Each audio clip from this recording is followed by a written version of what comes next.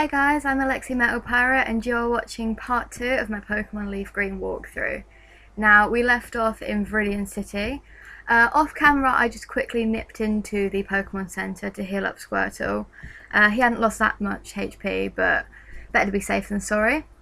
Now, if you've played this game before, you know that if you nip into the market, you will be asked to deliver a parcel to Professor Oak. This is a key point in any Pokemon game. It seems that with most generations you are asked to be some sort of runner. Child labour is what keeps everything cheap in the Pokemon world. So now that you've got Oak's parcel, we are going to head back down the route we just came from. Give you a quick look around Viridian City. You've got your Pokemon Center there and the mart over here. You've then got some people's houses. And if you go up here, you can see there is a man passed out on the path. Now we will go back to him as he is a key character, really. He has utmost importance in this game. But for now we are just heading back through. And with any luck we will run into a Rattata on the way back. Because in part 1 we didn't run into any. And I really do want to show you guys every single Pokemon en route. And here we go, Wild Rattata level 3. As far as my opinion goes on the Rattata Pidgey debate, which one is better, I always tend to pick up a Rattata over Pidgey. That isn't the most common thing to say, because obviously Pidgey is a flying type and has its advantages, whereas Rattata is a normal type. However, Rattata learns moves such as Hyper Fang and Super Fang very quickly. So early in the game, these are extremely powerful moves. Especially Super Fang, which will halve your opponent's HP.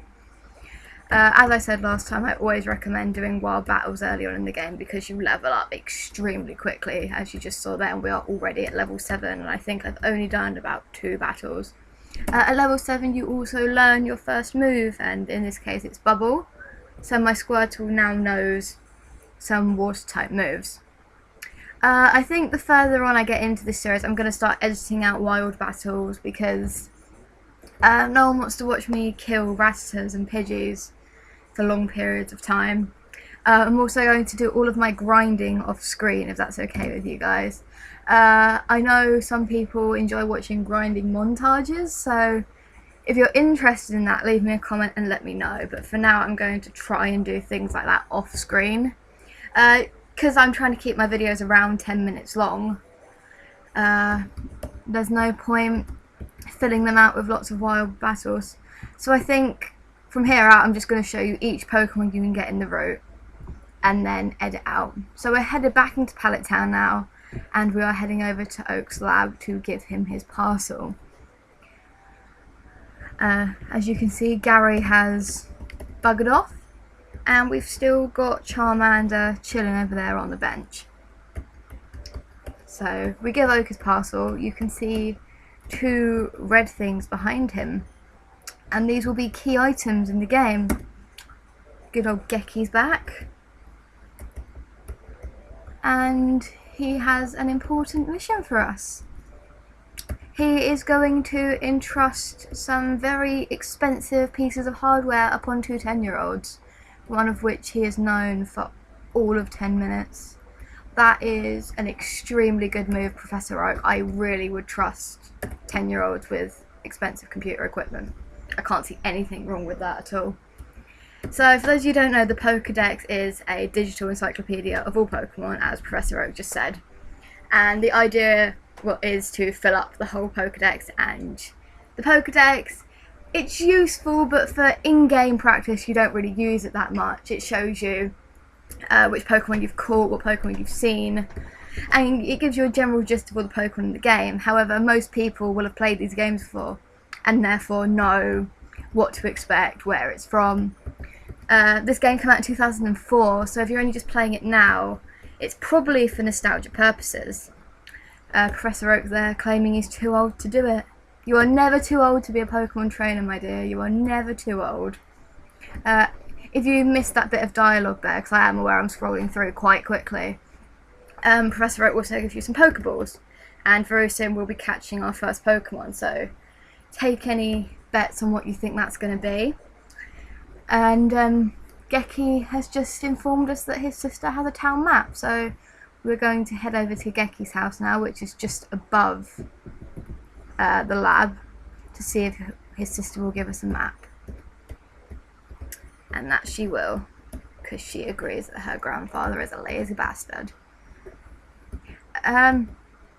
Interestingly enough, Geki's sister in this game is called Daisy, and that is also the name of Misty's sisters in the anime. Just a nice bit of Pokemon trivia for you there. And we're going to head back through Route 1. Right guys, I'm hoping that editing is going okay. If this whole editing out wild battle thing doesn't work out, I won't do it in the future. We'll just give it a trial for this game. Rattatas everywhere. I'm going to bump into... I have a feeling this is going to take a lot of editing. Now we are heading back into Viridian City. Now if we head on up here, we can see that our passed out man has turned round. But we are not going that way, we are going to go this way. And if you carry on down here, you get ambushed by Gary. And, well, Geki, whatever you decide to call your rival. He is level 14. So, level 14? He's level 9, I believe. He's got a Pidgey and his starter, so we're not going to head over there yet. So actually, in fact, we will go up and I'll show you what this man does, because I'm not going to have enough time in this episode to show you everything else. Old man's had his coffee and is no longer passed out on the floor. And we are apparently walking around with our Pokedex out. You know how people walk around with their iPhones? We are apparently doing that. So this man is going to teach you how to catch Pokemon, which is poorly placed. Because up until this point you've probably already caught one of the Pokemon, either a Rattata or a Pidgey. So there's not really too much point in this bit, but I suppose it's good for new players who don't really know how Pokemon works, or if it's their first RPG. But it is pretty self-explanatory.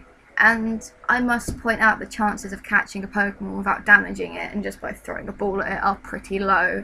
So this man doesn't actually come with the best advice. He gives you the Teacher TV, which it's alright. It's not the greatest of items, to be honest. It shows you some basic videos on how to do things. Have a quick look at that now, actually, and see what kind of videos it comes with. We won't look at them in great detail, and that will be in your key items pocket. Yeah, how to battle, status problems, type matchups, that kind of thing. Nothing that the LRR keys won't show you though. So, a bit of a redundant item in this gem. If you go to the right, you will see there is a gym. We will not go in there yet, and this man is going to tell us why. It is closed.